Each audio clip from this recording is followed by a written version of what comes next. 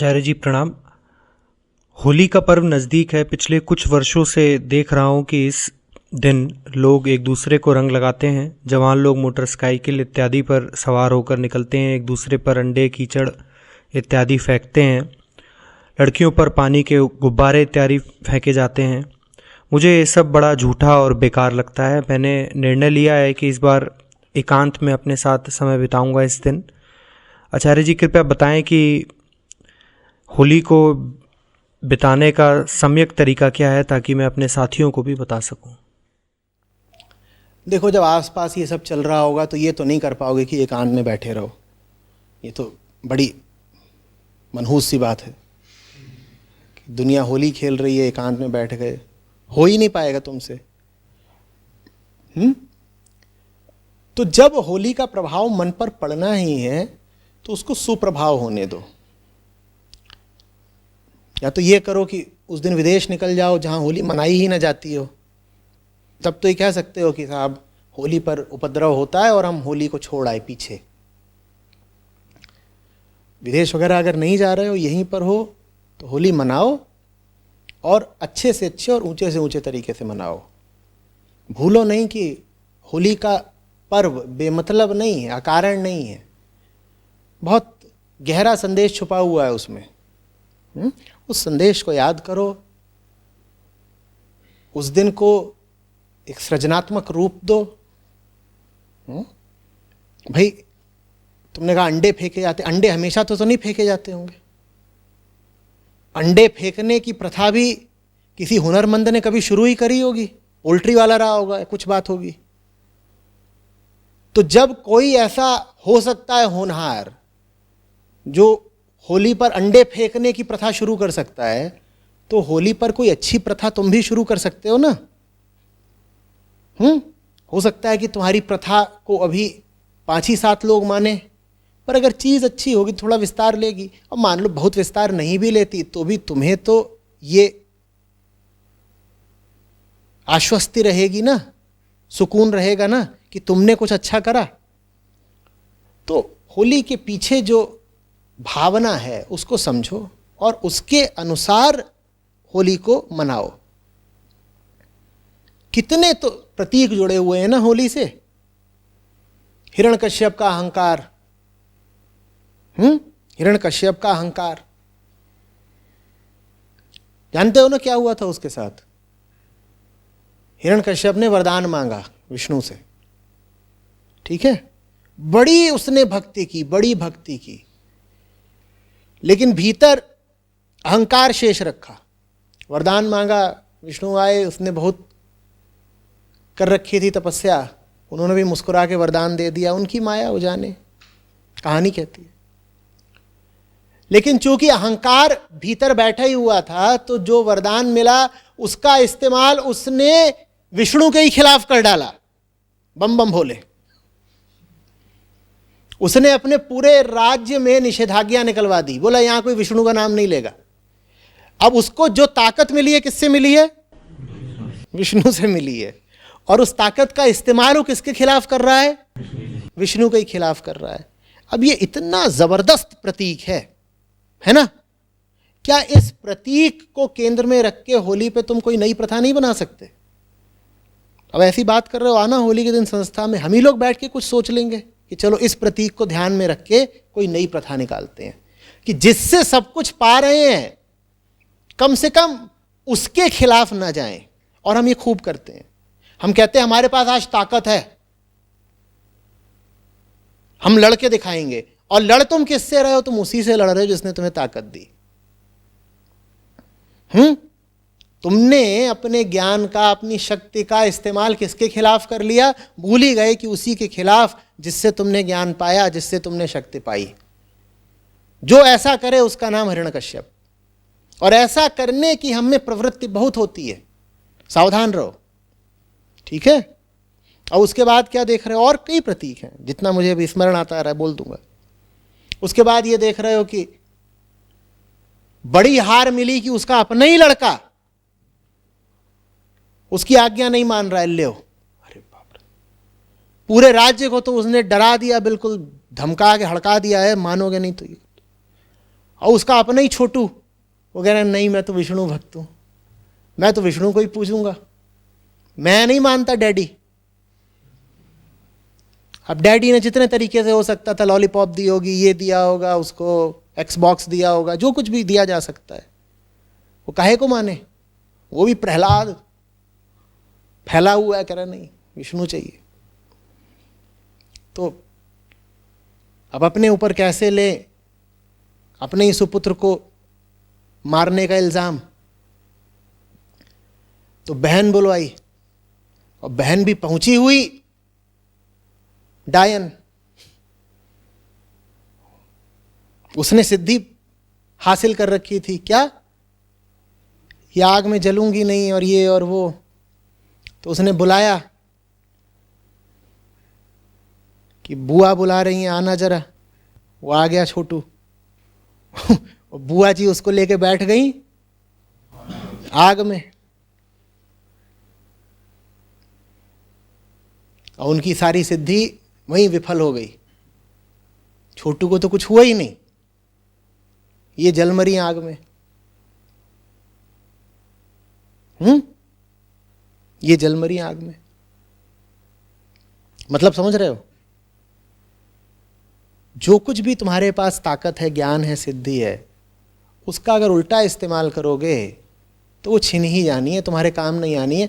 काम नहीं आनी है क्या? वो पलट के तुम्हें ही खा जाएगी। तुम्हारे पास जो कुछ भी है उसका तुमने गलत इस्तेमाल किया नहीं कि वही चीज पलट के तुमको खाएगी। अब इसको केंद्र में रख के हम क्यों नहीं कोई नई प्रथा बना सकते हैं? लड़कियों को गुब्बारे मारने से तो बेहतर ही होगा ना। फिर क्या कर रहे थे? गुब्बारे मार रहे थे लड़कियों को। पागल, एक भी नहीं लगा किसी को। ये तो तुम्हारा हुनर है। हाँ, पहली जलील हरकत तो ये कि लड़कियों को गुब्बारे मार रहे हो, और दूसरी तुम्हारी हुनरमंदी ये कि उछाल रहे हो, लग किसी को नहीं रहा है।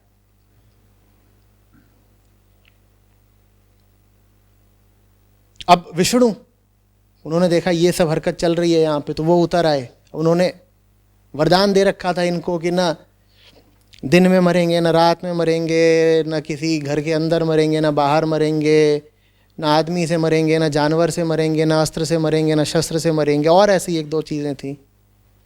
तो ये बड़े फूले अघाए घूम रहे थे कि हम तो कैसे मरेंगे।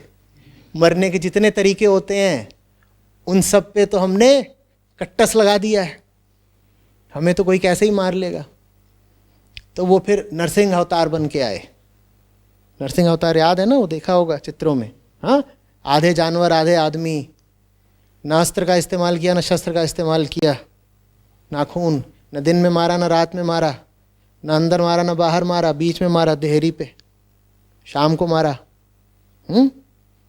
जिसने तुमको समझाया है, पढ़ाया है, जो बाप है तुम्हारा, वो एक कदम हमेशा तुमसे आगे ही रहेगा।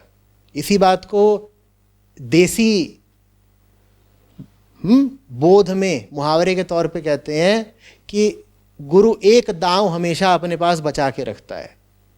चेले को सब सिखा देता है, बस एक दांव नहीं सिखाता, वो आखिरी होता है, वो जरूरी होता है। क्योंकि वो नहीं सिखाया है तो चेला एकदम ही चढ़ जाएगा, एकदम ही। तो वही वहां पे उन्होंने कर दिया, बोले आ। उसको बिल्कुल गोद में बैठाया हिरण्यकश्यप को, और बहुत प्यार से उसकी छाती फाड़ दी। और ये करके फिर शायद प्रहलाद को ही राजा बना दिया था, और ये फिर होली का पर्व हो गया। और उसी में हम होलिका दहन वगैरह करते हैं। अब होलिका दहन हम करते हैं, उसमें लकड़ी काहे को जला रहे हो यार? एक तो लकड़ी बची नहीं, ऊपर से फॉसिल फ्यूल है वो। नहीं, फॉसिल फ्यूल तो नहीं है, पर ऑर्गेनिक फ्यूल है, उसमें कार्बन बहुत है। कार्बन जब भी जलेगा तो क्या निकलेगा? कार्बन डाइऑक्साइड निकलेगी। क्यों ये हरकत कर रहे हो? फिर पहले तो सब काम गाँव में होता था, तो मिट्टी थी, मिट्टी के ऊपर लकड़ी वकड़ी रख के जला दी। अभी आजकल होलिका कहाँ चौराहे पे जलाते हो? तो जो सार्वजनिक संपत्ति है वो खराब करते हो, चौराहे पे जाम लगाते हो। कोई बेहतर तरीका हम निकालते हैं ना, कोई ज़्यादा सुंदर तरीका, कोई ज़्यादा धार्मिक तरीका निकालते हैं ना। इसमें क्या धर्म है कि किसी को कुछ पता ही नहीं होली के मर्म के बारे में, होली के संदेश के बारे में, और यहाँ किसी के घर से कुर्सी उठा करके डाल दी है, होलिका में जला रहे हैं। हाँ, मैं छोटा था, क्रिकेट खेलते थे, एक था जो कि बल्ला और गेंद अपनी लेके आता था और बोले कि देखो पहले बैटिंग हमारी होगी, और पहले बैटिंग करे, जल्दी आउट हो जाए तो बल्ला गेंद लेके चला जाए। तो जनता ने टोली बना के उसका बल्ला ही डाल दिया। बोले ये सब पाप जल रहा है ना, इसमें ये जलना चाहिए।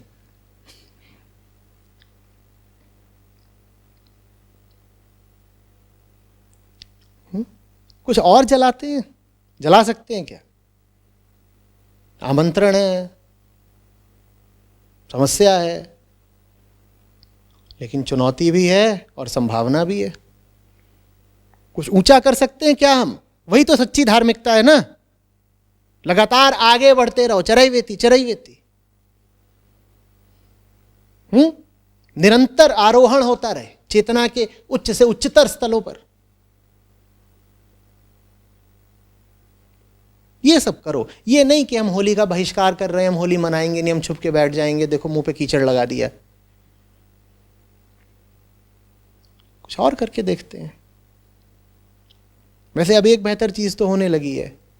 पहले जो रासायनिक रंग आते थे आज से 10 साल पहले ज़्यादा तक, अब उसकी अपेक्षा मैं समझता हूँ ऑर्गेनिक रंग आते हैं ना, फूलों वूलों से बने हुए, उस हद तक तो मामला वैसे ही ठीक हो गया है। पर वो बहुत छोटे तल का सुधार है, हमें उससे बहुत बड़ा सुधार चाहिए।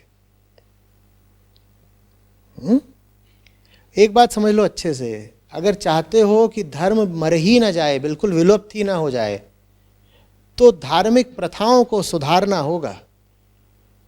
नहीं तो ये सब कीचड़बाजी, गुब्बारेबाजी, अंडेबाजी करके तुम उन्हीं लोगों की आवाज़ बुलंद कर रहे हो जो कहते हैं कि धर्म बेकार चीज़ है। और आज जानते हो ना कितने ऐसे लोग हो गए हैं। और मैं पश्चिम की नहीं बात कर रहा, हिंदुस्तान में भी मुझे लगता है अधिकांश आबादी ऐसी हुई जा रही है, ख़ासतौर पर नए जवान लोगों की, उनमें भी अंग्रेज़ी बोलने वाले लोगों की, जो कहते हैं कि रिलीजन इज़ ए न्यूसेंस, कि धर्म एक झंझट भर है उनकी नज़र में। वो कहते हैं धर्म चाहिए क्यों है? धर्म से सिर्फ नालायकियाँ होती हैं, बदतमीजियाँ होती हैं, धर्म बर्बादी का कारण है, ऐसा उनका कहना है। और तुम ऐसों की गाड़ी पर अंडा मारोगे तो कहेंगे देखा, मुझे तो पता ही था कि धर्म का मतलब बेवकूफ़ी। और ख़ास तौर पर याद रखो, सनातन धर्म पर बहुत हमला हो रहा है इस समय, वैदिक धर्म पर ज़बरदस्त हमला हो रहा है इस समय। तो जो लोग हमला कर रहे हैं उनको बिल्कुल मौका मत दो, ज़रा भी अवसर मत दो कि वो तुम्हारे धर्म में खोट निकाल पाएं। ये अंडेबाजी वगैरह करके तुम धर्म के दुश्मनों के ही हाथ मजबूत कर रहे हो। ये बात समझ में आ रही है? वो यही तो कहते हैं, वो कहते हैं जितने धार्मिक लोग हैं ये सब मंदबुद्धि हैं, ये पागल हैं, यही कहते हैं ना। उनका यही तो इल्जाम है। वो कहते हैं धार्मिक होने का मतलब है कि अंधविश्वासी होगा, रूढ़िवादी होगा, ठप दिमाग का होगा। भक्त शब्द को उन्होंने अब गाली बना लिया है। भक्ति की ये दुर्दशा हुई है। तुम चाहते हो ऐसा होता रहे? यहां बैठे हो तो मैं समझता हूं धर्म से कुछ प्रेम है। धर्म से अगर प्रेम है तो धर्म के नाम पर बेवकूफियां करना एकदम छोड़ दो। तुम धर्म के नाम पे पेड़ काटोगे, तुम धर्म के नाम पे अराजकता, अव्यवस्था करोगे, तो तुम धर्म का ही नाम खराब कर रहे हो। और धर्म बेचारा वैसे ही डूब रहा है आज के समय में।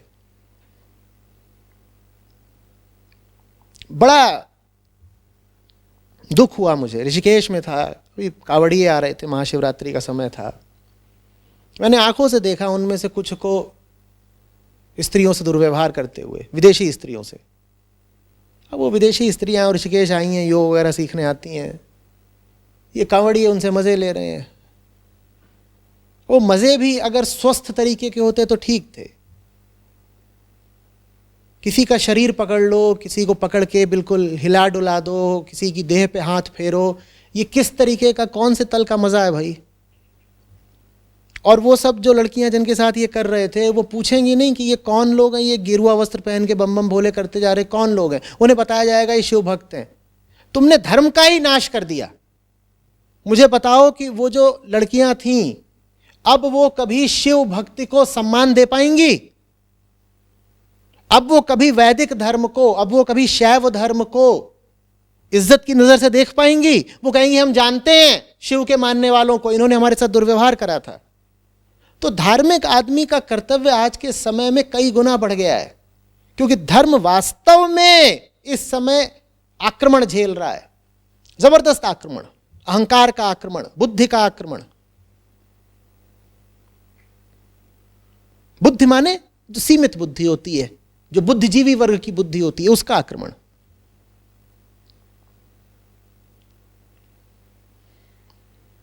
धार्मिक आदमी को आज आदर्श बन के अपने आप को प्रस्तुत करना पड़ेगा। होली ऐसी चीज होनी चाहिए जिसमें शामिल होने को वो लोग भी लालायित हो जाएं जो धर्म को गाली देते हैं। होली इतनी सुंदर होनी चाहिए, इतनी सार्थक, इतनी प्यारी होनी चाहिए कि जो सब लोग बन के घूमते हैं ना कि धर्म इज डेड, धर्म बेकार की चीज है, वो कहें कि थोड़ा हम भी क्या होली के इस उत्सव में शामिल हो सकते हैं। वो आके तुमसे अनुमति मांगे।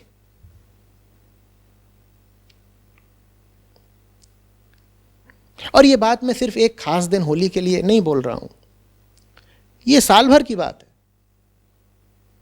साल भर आचरण ऐसा होना चाहिए धार्मिक आदमी का कि वो दूसरों के सामने एक अनुपम आदर्श बन जाए, कहे कि ये आदमी इतना बढ़िया कैसे है, और जवाब आए क्योंकि वो धार्मिक है। कि इस आदमी के जीवन में, आचरण में, इसकी बात में, इसके कर्मों में इतना नूर कैसे है, जवाब आए क्योंकि ये धार्मिक है। तब धर्म का सम्मान बढ़ेगा। नहीं तो अभी तो वही चल रहा है, यदा यदा हि धर्मस्य ग्लानिर्भवति भारत। धर्म की ग्लानि ही हो रही है, जितनी कुरुक्षेत्र में हो रही थी उससे ज्यादा आज है। धार्मिक होना जैसे अपमान की बात बन गई है।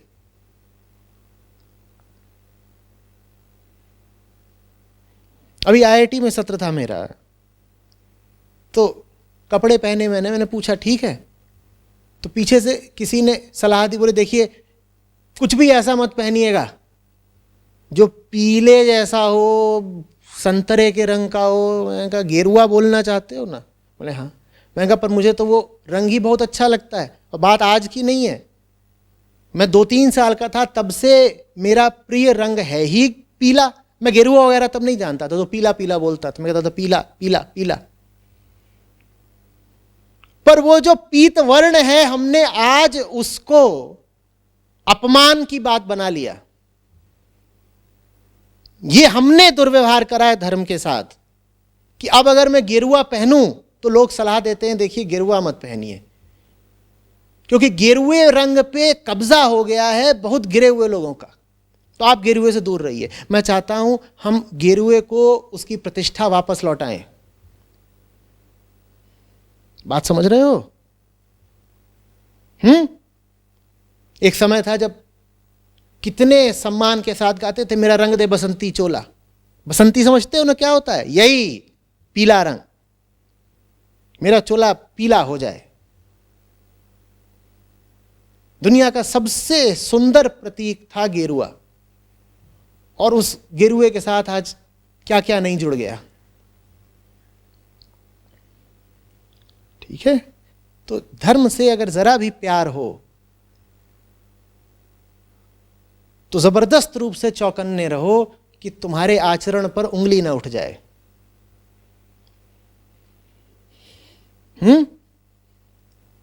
और धर्म के नाम पर उपद्रव और बदतमीजियां तो बिल्कुल भी नहीं।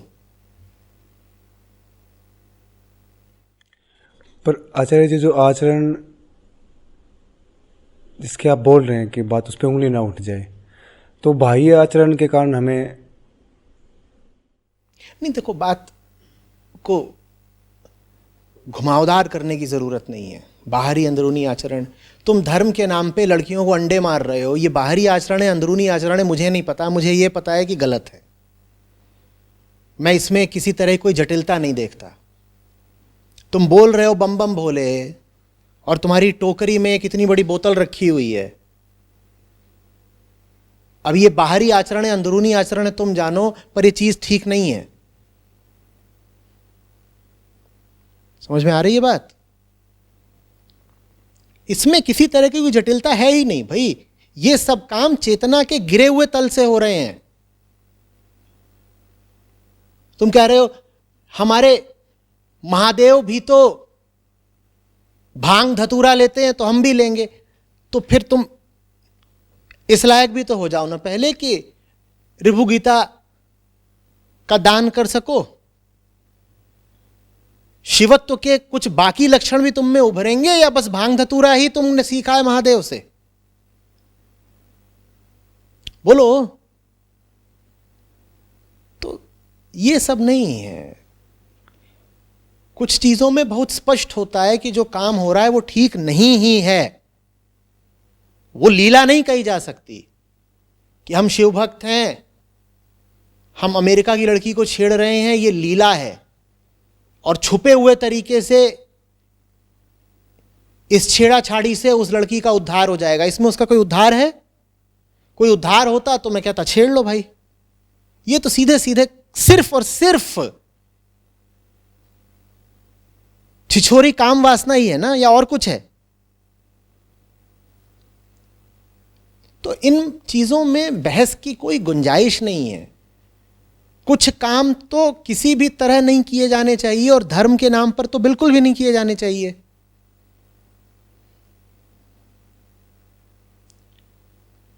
अनजाने लोगों को धमकाना, उपद्रव का माहौल खड़ा करना। अभी प्रश्नकर्ता कह रहे हैं कि लड़कियों को गुब्बारे मार रहे हैं। हाँ, ये अंडों वाली बात नहीं है मेरे लिए। मुझे कीचड़ पता था कि कीचड़ चलता है, लेकिन अंडे भी चल रहे हैं, ये और नई बात है। अब तो यहां पर पशुओं के प्रति क्रूरता भी दिख गई। ये कहीं से धार्मिक चीज नहीं है। ये करके हम धर्म का अपमान करवा रहे हैं।